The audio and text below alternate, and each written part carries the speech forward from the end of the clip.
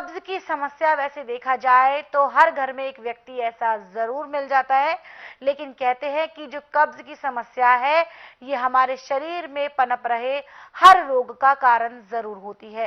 तो आखिरकार क्या कारण है इस रोग का, ये गुरुजी से जानेंगे।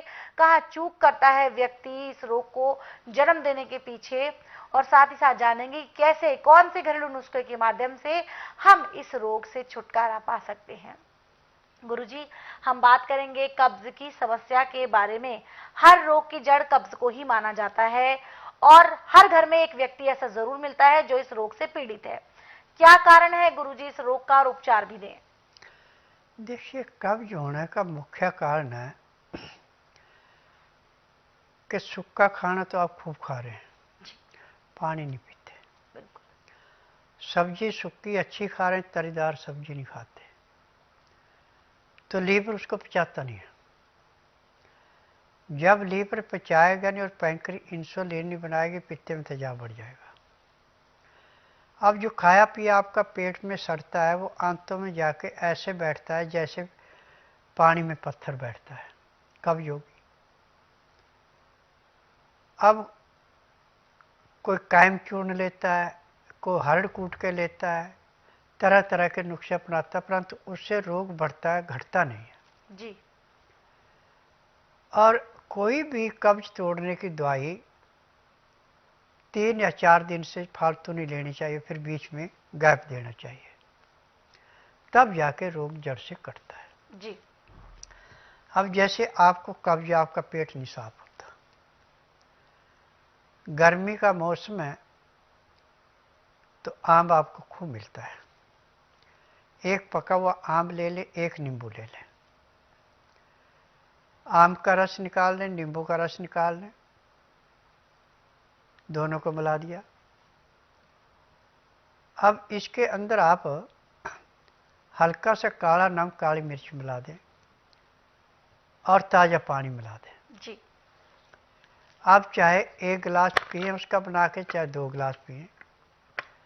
जब उसको पिएंगे तो पीने के 4 घंटे के बाद या 5 घंटे के बाद आपका पेट साफ हो जाएगा।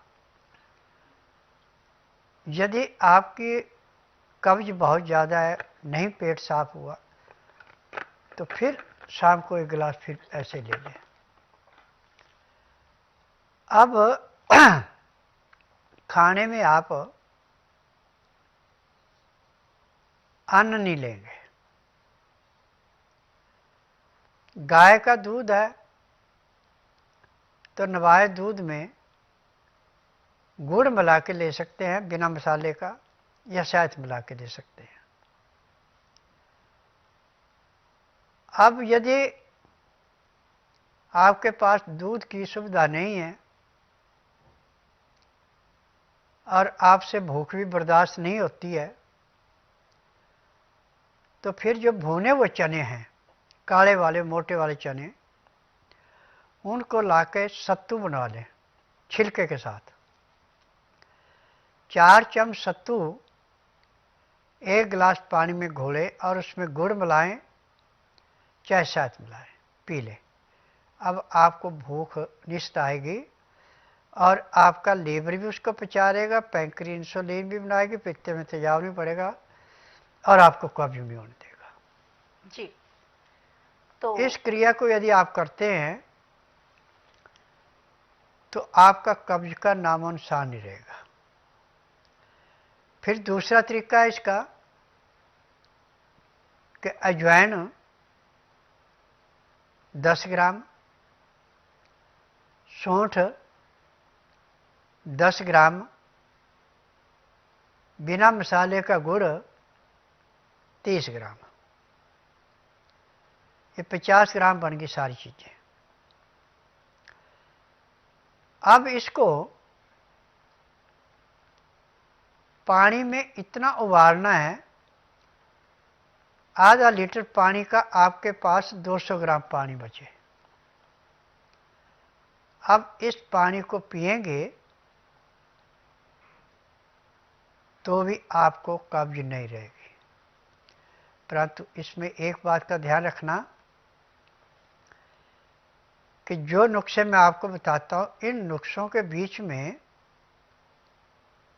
अन्न का परहेज रखना पड़ता है, रोटी नहीं खानी पड़ती।